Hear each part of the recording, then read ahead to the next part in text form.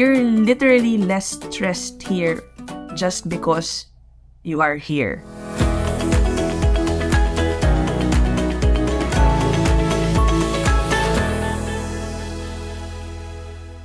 Hello! Welcome to In a Nutshell. Ako po si Ina. This is my channel and this also happens to be my very first vlog.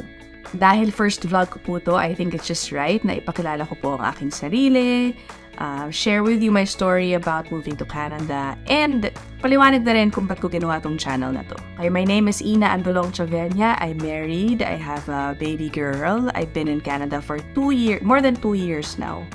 Pero nung dumating po ako dito, nung July 2020, kung-uumpisa lang ng pandemic, turista po ang status ko. I was a tourist when I entered. Pero in process na po at that time for several months yung aking spousal sponsorship. My husband's been a citizen here for a long time na. Akala ko noon medyo mabilis na lang ang hihintayin ko, pero hindi pala. It still took a year. So 1 year akong hindi makapagtrabaho dahil turista nga po ako. Then came my PR status in June 2021. Kala ko makakapagtrabaho na ako, but no! Dahil buntis na ako noon ng 8 months. Grabe, diba? Well, ganyan talaga ang timing ni Lord. So, I couldn't work. Ayoko naman din i-daycare yung firstborn ko, yung newborn ko, diba? Nang ganun ka baby pa. At kahit mag-daycare ako, napakamahal ng daycare dito. Buong sweldo ko siguro baka doon lang din mapunta. So we just decided na ako na lang po ang mag-stay home to take care of our child. Pero buti na lang, nakakatulong pa rin naman po ako sa aking asawa. My husband has a permanent job. Ako naman, I help him dahil thrice a week, I work for a political website na Manila-based pa rin po. So racket-racket, thrice a week may ginagawa po akong online show for politiko. Okay, we are on different social media sites. Ang show ko po with my co-anchor Michael Fahatin is called Politiscoop. Yan, panoorin niyo po yan. We interview politicians and other newsmakers thrice a week again. At nag-aral din po ako. So I've been studying for about a year now. Dahil ako po ay PR, qualified ako for student aid, student loan. At yung loan po na yan, I'd say, kaya naman po siyang bayaran nang hindi masyado mabigat, no, nung nakita ko po yung terms. May kasama rin pong allowance yan, hindi lang for tuition fee. So, very, very useful yan. So, again, I had my work, meron akong student aid na may allowance. At syempre, may konting baon din naman tayo nung pumunta tayo dito. So, yan po. That's how me and my husband are surviving since we moved here. So, why am I vlogging? Bakit nga ba? Ba't ko ginawa tong In a Nutshell na ito? Malapit din po kasi ang linyang to, itong pag-vlog, sa ginagawa ko when I was back home. My job, which was very dear to me, and I sorely miss it. That's why, dito naman ako sa vlogging. Ano ba yung sinasabi ko? Ano ba yung inan mo? Pinagsasabi mo? Kasi back in the Philippines, I was a reporter. A senior correspondent for CNN Philippines, to be exact. Diba? Bongga. Bongga pakinggan. Okay, baka hindi kayo naniniwala. Let me share with you some clips of what I used to do. Let's go straight to the source of the story. Joining us, no less than the President of the Philippines, Rodrigo Roa Duterte. Ina Andolong is a senior correspondent for CNN Philippines. She joins us now from Davao City. Ina Andolong, CNN Philippines. Oh, diba? Ang ganda ng ginagawa ko, no? Ang ganda panoorin, ang ganda tingnan sa TV. It was my dream job, really. I loved what I did. Kung kilala niya na po yung mga kaibigan ko nung high school, they would all tell you na bata pala kami. Yan ang sinasabi ko, gusto ko maging newscaster. And I actually did it. Literally, it was my dream job. I was so happy with it. I've been doing it for more than a decade. It didn't feel like work. Sa sweldo ko, kaya kong sustentuhan sarili ko. I was living independently, very near my office, so it was so convenient. I was having so much fun. Nakakapunta ako kung saan-saan. Ang dami kong nakikilalang tao. I was covering so many interesting stories, calamities, bombing, of course, politics. Akala mo, I even met the president. I interviewed him, diba? Pa-anchor-anchor na rin tayo dyan. Minsan, I really couldn't ask for more. And at that time, inisip ko na noon, I was happily by myself. Hindi ko kailangan ng asawa. Naku, hindi ko kaya magkaanak. Yun ang mga sinasabi ko noon before I met my husband. Ironically, itong trabaho po na to ang nagbigay daan para mag-reconnect kami ng aking asawa. Yeah, I've known him for a while now. Nung pinadala po ako ng aking office sa US, sa Amerika, for a fellowship dyan po sa CNN Atlanta, the headquarters of CNN International. Pinuntahan ako doon. Galing Canada, he drove there to meet up with me.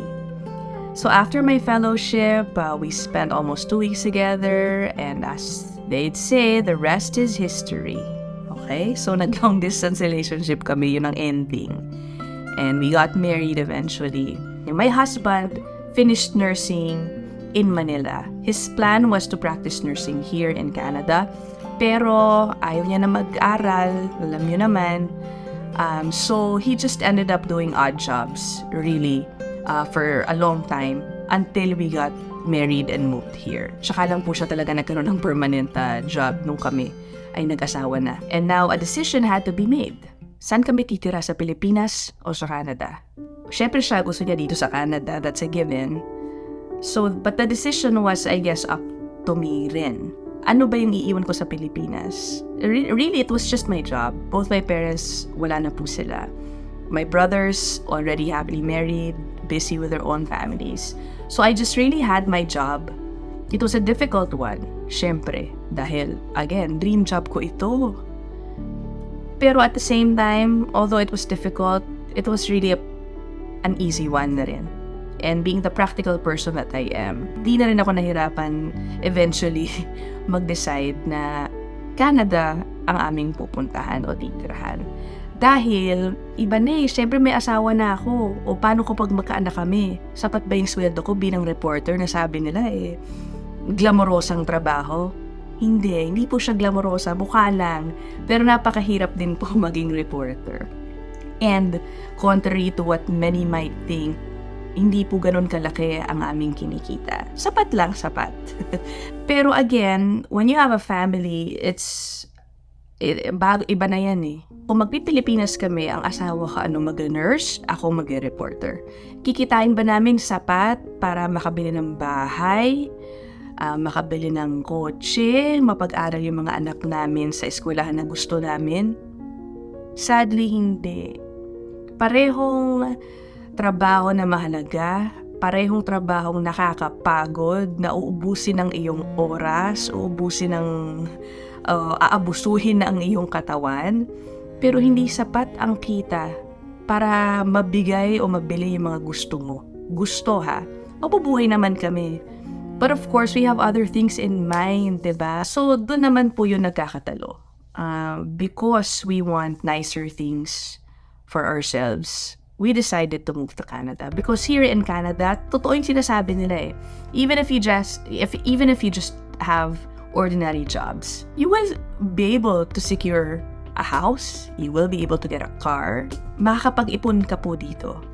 Speaking of ipon, sa Pilipinas kasi, may ipon naman ako Pero alam naman natin sa Pilipinas, ang savings, sinatabi natin yan para saan? Ewan ko sa inyo, pero para sa akin, for a future health emergency. Kasi sa experience ko sa family ko, a life savings, nauubos yan pag may nagkasakit na sa iyong pamilya. Imagine here in Canada, that burden is just poof, gone. Kasi healthcare is free. If someone gets sick, you just go to the hospital, tapos ang usapan. Wala kang takot na baka mas magkasakit, lumala pa yung sakit ko pag nakita ko yung gastos. Hindi po ganun dito. Imagine, that's such a big burden off your shoulders or your chest, di ba? Isa pa rin sa mga nagtulak sa akin na magdesisyon na dito na lang sa Canada is when I was comparing my job to what my husband was doing. As I mentioned, he was just doing odd jobs here. He was driving, he worked in a warehouse, merchandiser in a store. Ako, syempre, reporter, akala mo ganda trabaho.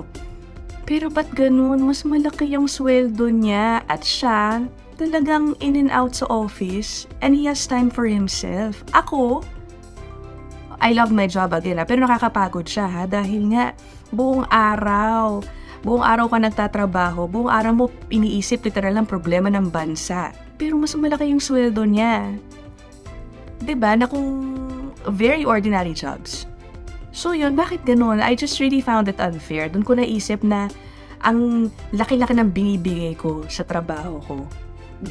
Kahit gano ko kapagod, parang hindi sapat yung bumabalik sa akin. Yan po ang mga iniisip ko when we were deciding before. Ano pa ba? O school. Mapapadala ba namin sa magandang eskwelahan ang anak namin sa Pilipinas? Sa sweldo naming dalawa, sa magiging sweldo naming dalawa? Hindi rin eh. Dito, libre ang school at quality education. Makakatiyak tayo. So, these are the things that made us decide to move here. Sa hindi niyo ba nafe-feel minsan sa Pilipinas? Sad, ayaw kong sabihin pero ang toxic no? Hindi lang ng social media. Ang traffic, ang pollution. Dito, ang bango-bango. It affects your well-being. You're literally less stressed here just because you are here. The air is cleaner. There's no traffic. Alam mo, those are very important things to me. Ewan ko sa inyo, pero yun sa akin, malalaking bagay po yan. Alam ko, hindi po ako nag-iisa sa mga may ganitong kwento. Iba-ibang kwento, pero iisa lang ang pinatutunguhan. Lahat tayo pinili nating mag-ibang bansa, magpunta dito sa Canada. And that's why ginawa ko po tong vlog na to in a nutshell, because I don't want this vlog to be just about me. I want you to share your stories also for our Filipino community, our growing Filipino community here in Canada. I want this channel to be a venue for other Filipinos to share with us tips, paano ba mag-survive sa Canada, share with us inspiring stories para hindi naman po mawala ng gana yung mga nahihirapan sa paglipat po dito sa Canada. So, I hope you watch my next vlogs. I promise to upload at least one vlog a week or one content a week. Tulungan niyo ako, baka may mga kilala kayo dyan na gusto kong kausapin, mag-share ng story, mga hindi nahihiya dyan. I'd be more than happy just mag-post it on the comment section. Ayan, mag-reply ako, I promise. I will try my best to reply to people who may comment. Akala mo, ang dami magko-comment. But anyway, pag-usapan natin anything that involves our community. Ang ultimate goal ko talaga, for us to help each other as we navigate, diba, this new world that we're in. Yun lang po. I hope to see you again in the next vlog. Thank you for clicking on this little video. Again, this is my first vlog. More to come. Sana po makita-kita ulit tayo doon. Bye guys! This is, again, my story in a nutshell. Diba? Bye!